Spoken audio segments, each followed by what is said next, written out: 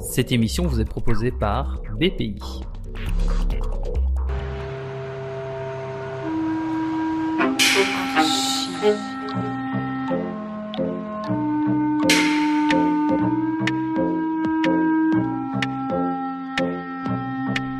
Bonjour et bienvenue dans Archi Urbain, l'émission qui vous parle d'architecture et d'urbanisme à Bruxelles. Je suis aujourd'hui tout près de la place Poulart, je suis dans les Marolles et je suis en compagnie de Philippe Samin. Bonjour Philippe. Bonjour, Tu vas bien? je vais très bien. Nous avons juste derrière nous une toute petite tour qui est une crèche. Ça, c'est déjà un vieux projet. Alors, la tour n'est pas la crèche. Non. Il y a C'est une vrai. crèche et Oui. une antenne sociale. Donc, Oui.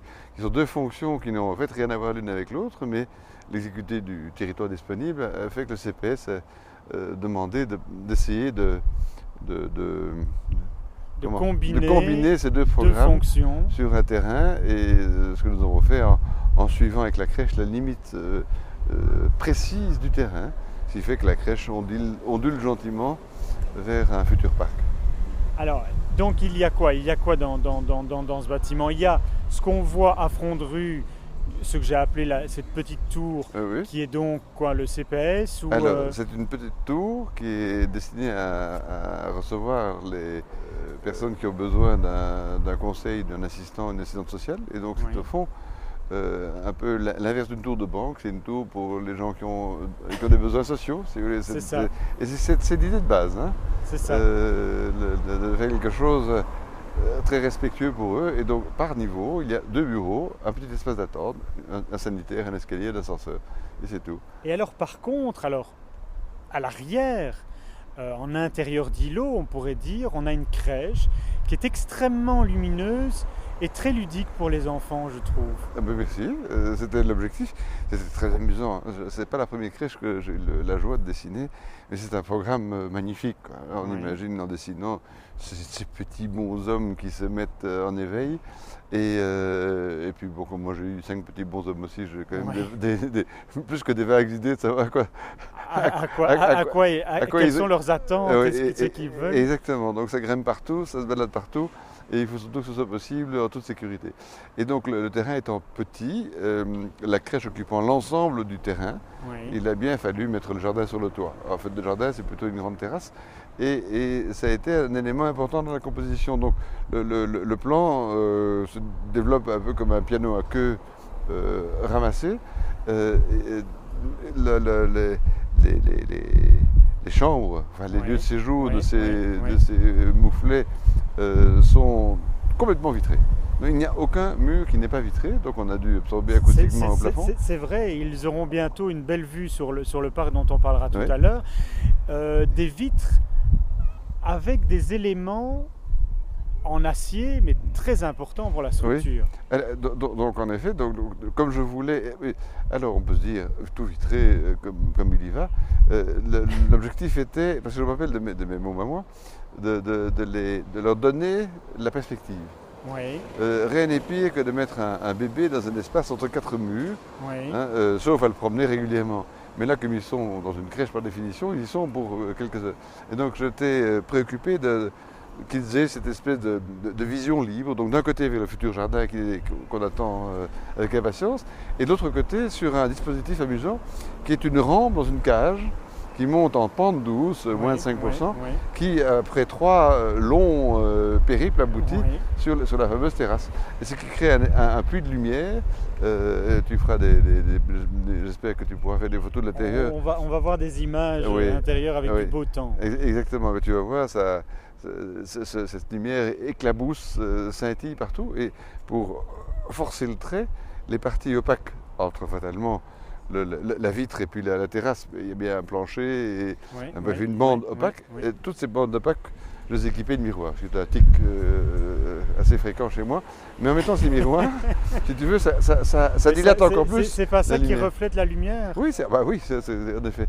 Voilà. Pour parvenir à atteindre cette obsession, ce rêve, cette envie, cette volonté de faire une boîte la plus vitrée possible. Oui, oui. Mais donc pour ouvrir à ces bords mains la transparence, et tu vas voir, ça marche.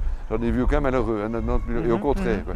Hein, Ils ont l'air tous heureux. Oui, et alors en plus de ça, ils prennent des pauses, parce Mhm. qu'ils se rendent compte qu'on les regarde. Donc il y a tout un cinéma. Même, il faut rendre ça possible, je ne voulais pas de colonne. Parce qu'une colonne, là, ou 2 colonnes, ou 4 colonnes auraient été disgracieux dans l'espace. Et donc, j'en ai mis 1000. J'en ai mis des centaines, j'ai mis des allumettes. Et donc, ce sont les petits... Oui, c'est vrai, c'est tout petit, on a l'impression que c'est juste le châssis. Le châssis de la fenêtre. C'est le châssis de la fenêtre. Ouais. Le châssis de la fenêtre que j'ai calculé de manière à ce qu'il puisse supporter la toiture et le plancher en béton. Et donc, c'est en effet un simple tube en acier sur lequel on a vissé 2 petites lattes en acier pour tenir le vitrage. Aussi simple que ça. Et ça tient. Et comme tu vois, ça tient toujours. Ça tient depuis longtemps. Et c'est même résistant au feu. Hein, donc. Ce bâtiment, cet ensemble de bâtiments, combien de logements au total, tu sais? Alors, tu me poses une colle. Il y en avait 250 et on n'en a plus que 200. Vous avez réduit? On a réduit le nombre de logements pour faire des plus grands logements avec un plus grand nombre de chambres. Mais c'était sinistre parce que ce bâtiment avait 50 ou 60 ans, qu'il avait subi l'épreuve du temps. Et la raison de sa rénovation n'est pas du tout le fait que ces bâtiments étaient en fin de vie, mais le fait que la morphologie n'était plus adaptée aux besoins de la population qui devait s'y trouver. C'est-à-dire que ces logements étaient chroniquement trop petits et qu'il y avait une grande demande de familles plus importantes qui ne parvenaient pas à trouver logement.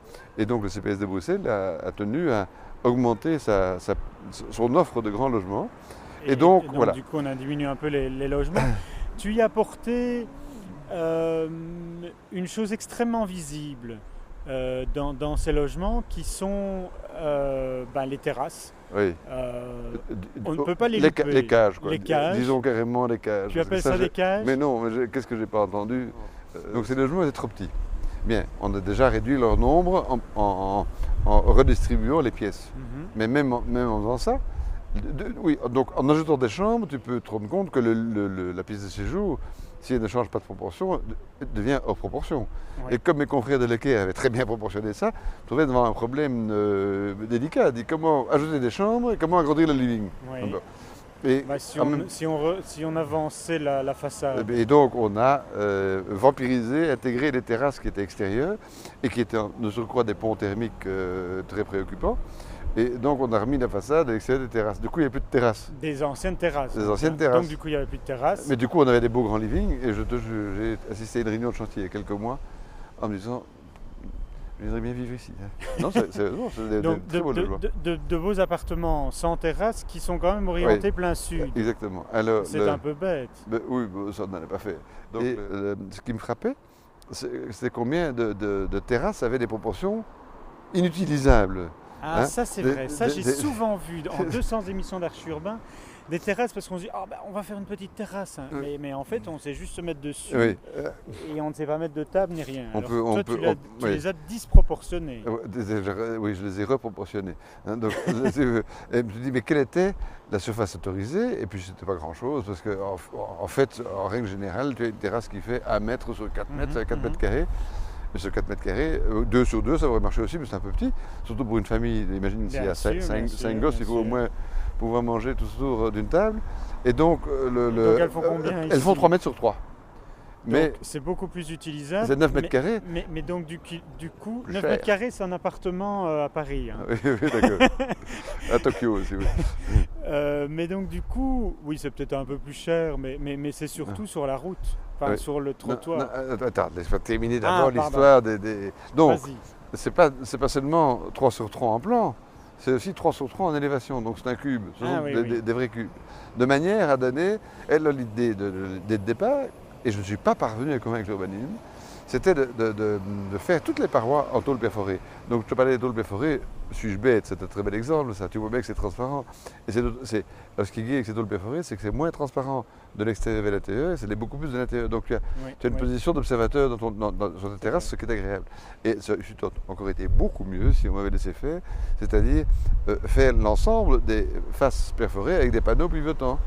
Alors c'est à ce moment-là qu'on a commencé à traiter la petite boîte de cage, tu vois. Mais voilà. Mais donc ceci dit, il en reste suffisamment.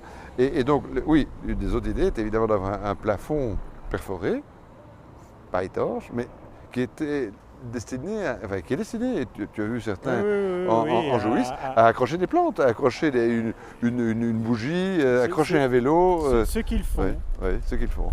Donc Voilà, c'est donc- bien, ah oui, c'est que le bâtiment est digéré. Je Ouais. dis toujours, un bon bâtiment est un bâtiment qui est digéré par son habitant. Oui, tout à fait.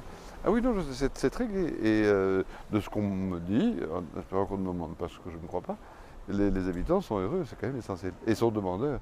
C'est quoi le projet dont tu es le plus fier de ce que tu as construit? Ça, tu connais la réponse. Le suivant. Ben, c'est une bonne Mais réponse. c'est une évidence. Et c'est pas pour ça que je suis infidèle et que je n'aime pas. Mais ce que c'est je vrai. fais, mais je Non, suis mais c'est vrai. un papa collectif.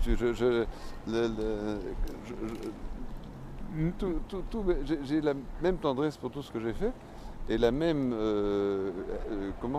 sévérité. C'est-à-dire que lui, next time I should do better. Mais c'est voilà. une bonne réponse dans tout ce qu'on a entendu, je trouve, parce que c'est vraiment cette recherche que j'entends, que tu aimes, et ces tentatives, ces dessins, ces recherches que tu fais également. Et c'est également un rayon de soleil qui arrive et qui va nous permettre de dire au revoir, Oui, peut-être.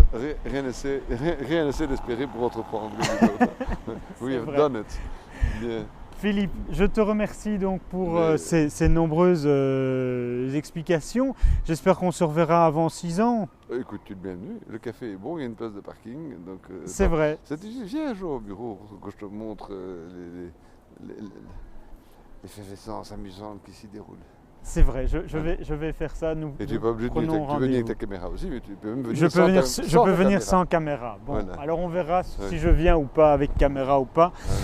D'ici là, vous pouvez voir et revoir cette émission sur www.archiurbain.be. Philippe, je te remercie très fortement pour ces explications et à très vite ainsi. Mais merci mon cher Emma, à très bientôt. Merci Au revoir. beaucoup, au revoir.